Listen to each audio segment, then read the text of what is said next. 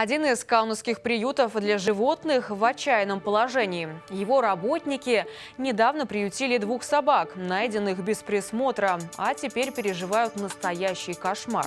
Пока госучреждения выясняют, отдать ли питомцев их возможному хозяину, тот прорывается в приют, угрожает и ворует вещи. Похитил якобы даже собаку владельцев приюта.